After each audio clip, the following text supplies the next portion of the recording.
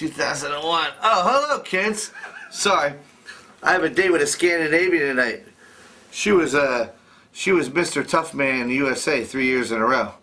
Oh, by the way, I also have special guest Greg Lynn, who's going to do a Scotch corner with Shane Meowen, everyone's favorite Irish cat poet.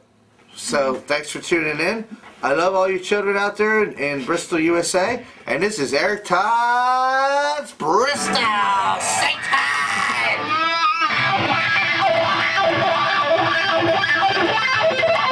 Here, Steve.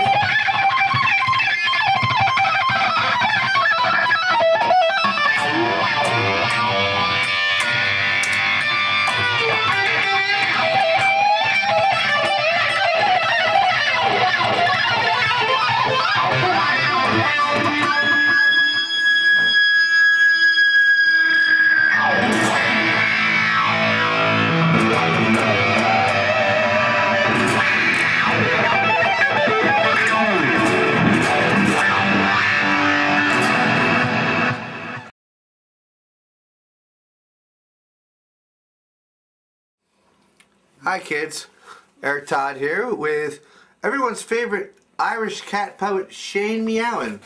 Hi, hello children, my name is Shane Meowen. Why, I chased myself a mouse from Galway Bay to County Cork. I chased that friggin' mouse to eat him up with knife and fork. Why, it's Greg Lynn. Greg Lynn, what are you doing here, you old rascal? How's it going, Shane? Children, grab your mothers and fathers because what we're gonna do is my friend Greg Lynn here is a connoisseur of Scotch, and Shane Meowen loves. Well, what do you like, Shane? Well, I'll be honest with you. I love Frisky's Irish Whiskey. Irish Friskies. Frisky's Irish Whiskey, the official drink of Eric Todd's Bristol. Oh God, I'm getting the hell out of here! All right. Alright, so Shane Meowen's gone, but we're going to do the Scotch test anyway. Now, a lot of people think it's kind of odd to do a Scotch corner on a children's show, but a lot of things I do are odd. Yes, I'm actually more of a connoisseur of a specific genre of Scotch. I'm not a big fan of the Highlands and the Glenlivets and the Glenfiddichs. Not too much. Well, describe the difference. I'm a fan of the, there's like 4 different sections of Scotland that distill Scotch in different styles. The Highlands are kind of more vanilla and smoother and not too strong or pungent. You got the Lowlands, which I don't even think I've had a Lowland yet. And then there's the Speysides, which has a lot of the Scotches. I think Glenlivet is a Speyside. Again, smooth and not really trying. Then there's the black sheep. Your Scotch is not smooth. No. Then there's the black sheep of the islands, and that is the Islay, the island of Islay, spelled I-S-L-A-Y. They take their malts and they roast them over peat smoke, and the water they get comes from lakes that are covered in peat moss as well. So what you get is a very pungent. Oh, and also the weather is horrible, and they put the barrels by the ocean for 10 years minimum a lot of times, and what you get is a very salty, pungent, peaty, smoky, campfire-like taste. Nice. And I didn't know this stuff existed until like a year ago, maybe, and I've never really liked Scotch my whole life just because I never really liked the taste of it. Then I got this stuff, and I was like, this is the greatest stuff I've ever tasted in my entire life. Again, I think it appealed to me. It appealed to me very much because it was so weird and eccentric and different. Right. Which I tend to usually much like great music, like the blues and all that. It was bred in bad times and bad weather and that's amazing. But anyway, let's try some of this Scotch here. Okay, here we go. So I only drink pretty much 2 brands for the most part because they are the most extreme. First one I have is the brand Laphroaig. They are on the south end of the island of Islay. They are the only, here's a funny story about Laphroaig, they're the only Scotch to have Prince Charles's seal awarded to them on the bottle. In fact, Prince Charles's personal favorite Scotch is Laphroaig 15-year-old, which they don't make anymore. But I'm sure he's got cases and cases of them. And I'm not, obviously not many people are a big fan of Prince Charles, and I'm not really a big fan either, but never heard of him. The way I look at it, that guy could pretty much have any Scotch he wants. I don't think it's a challenge So he chooses this company. I think that's pretty cool. Then I brought in Lefroy 10-year-old cask strength, which is the same Scotch, but pretty much all they did was filter out the wood chunks and the charcoal chunks, and it's as if you're drinking it right out of the barrel. Now, A lot stronger. Can I ask you a question? Okay. And now we're going to do a segment called Steve Reese's Make with the Whiskey. By the way, these bottles usually come in green because they're usually lighter colored, and people think that because it's lighter it might not be as good. Really? Because a lot of scotches like Johnny Walker's, they use caramel coloring. You're allowed to legally add caramel coloring. A lot of Lefroy and a lot of scotches in Islay don't. That's why they use green bottles, so you don't have to judge by what color the scotch is. It's actually a very light color. So wait, so as a Scotch guy, you're calling out Johnny Walker is not really. Johnny Walker's a blend. I like their green label. I was gonna bring it green. But as a Scotch guy, it's shit. Is that right? No, I wouldn't say it's shit. It's just different. But single malt's definitely, I definitely. But again, I said Johnny Walker Green Label tastes delicious, and it is a blend. But each whiskey they use is at least 15 years old, so it's not like it's bad stuff. Right. What kind of price range are we talking about? Okay, I'd say I got this on sale around the Labor Day weekend, or no, Memorial Day weekend, for about $40. But typically, it would be Typically $45 in Pennsylvania. I bought this in Creston's in Delaware for $65. I've never seen different prices. That's roughly about $60. And the one you have? And the one I have is Ardbeg 10. Ardbeg is one of my personal favorites. Lefroy and Ardbeg are pretty equal, but I do prefer Ardbeg probably a little bit more if I had to pick one brand. Ardbeg is a lot smokier, more charcoaly. Lefroy is more swampy and peaty. They're both equally smoky and See, those are like to an average person. You smell that. Words like swampy and smoky, those is, but I understand. That sounds great to me. That's something I would definitely be into, yeah. And so Ardbeg, this I've seen between... I don't drink, by the way, but okay. I will partake today. I've seen these between 47 and 55, depending where you get it. If you can get it for less than 47, buy it. Then I brought in probably my favorite of them all, because it's so intense and so complex, and that is Ardbeg Uigeadail. Which won, by the way, I thought I'd mention, the last 3 years in a row, Ardbeg won Best Whiskey in the World. So you're looking at the last 3 years of what some consider the best whiskeys in the world. Uigeadail, I've got this bottle for $69, but you can pay $70 to $80 depending on the store you're in. Right. Yeah. So here's Lefroy 10. Steve, you can have the red. You can have the Sergeant Bar. Oh, I can have the racist shot glass now.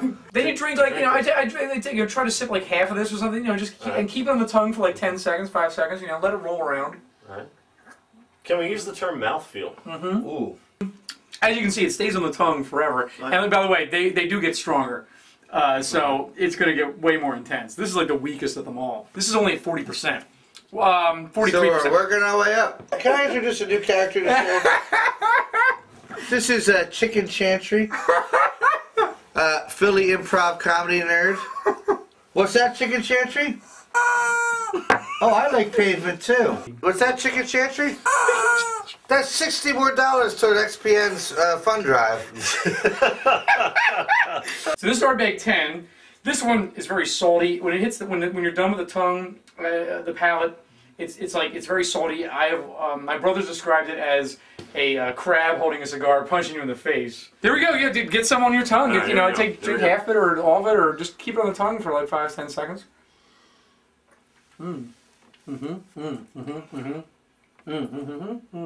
That seems a little smoother than the first. Saltier, sweeter, not as pungent and swampy. Maybe not even as smoky. It is pretty smoky, but to me it's more salty and briny. The word I like is briny. It's like shrimp guts. This is the same as the first Scotch you tried, only at barrel strength. So literally it's as if you're drinking right out of the barrel. Like they tapped the barrel, and this is a lot stronger. It will literally destroy your palate. All right, so put some on the tongue for 5 to 10 seconds. Yeah. Similar flavor, but take it up a notch. Woo! And then, whoa, it hits right here for me anyway. It's like Band-Aids on fire. Band-Aids on fire would have been the destruction of the 1980s British pop scene. So anyway, Here we go. Get on the nose. Running out of tape. This is a long ass segment, but it's 4 scotches. Such a problem decomposing. Here we go. Put some on the tongue. All right, kids. Smell it. Again, these use half bourbon, half sherry cask, so there's definitely a winey, like a wine, sweeter, richer taste to it. Yeah. I can't do it at all.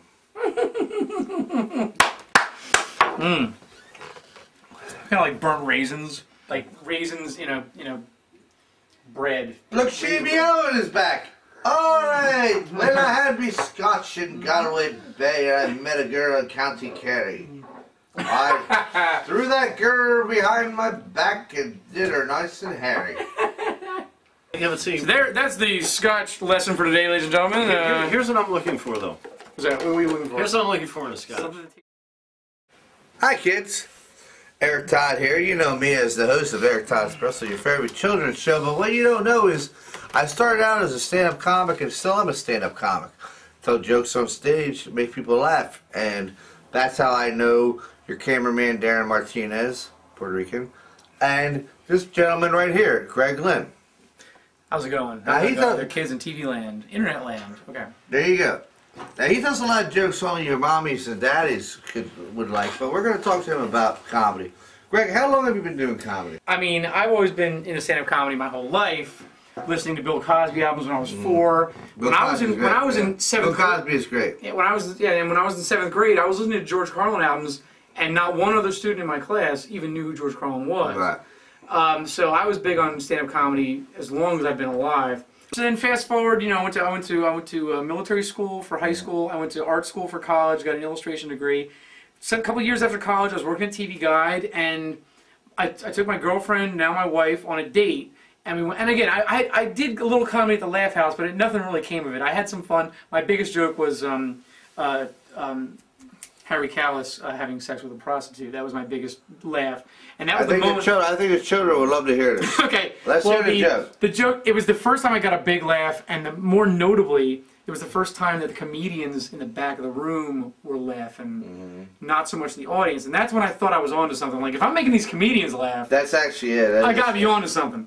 The joke was, I just sat on the stool on stage like, oh yes, my jizz is out of there! That was the joke.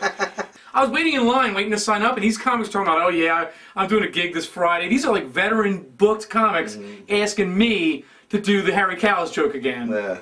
Like, I mean, I was like, this is something I should probably try a little bit more often, because these guys are digging it. Screw the audience. The comedians like it. It's got to, because all my favorite comedians were always comedians, as they say. Exactly. Yeah. So I'm on a date with my girlfriend, now my wife, and it was at Skip Act, and the opening act was Jason Flowers. And he was so bad, he got 0 laughs. He was so bad, I looked at my girlfriend, it was maybe our 4th or 5th date, I looked her dead in the eye and I said, I know damn well I can get 1 laugh right now, not even prepared, more than this guy. So my goal's always been, if I can get 1 laugh, I'm doing something. If I bomb for the whole set but I get 1 little chuckle, I've done better than that.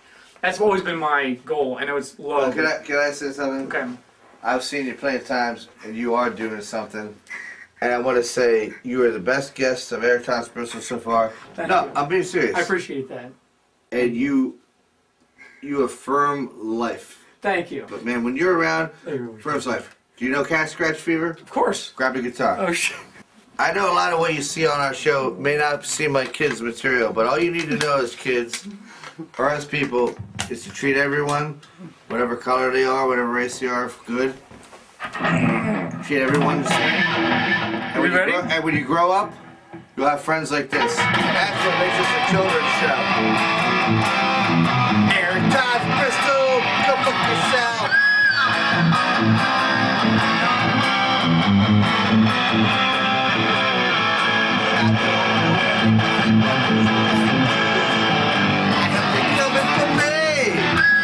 Don't know how they do it, but they shall do it good. I hope they're doing it for free. Chicken. Eric Todd's Bristol. Eric Todd's Bristol.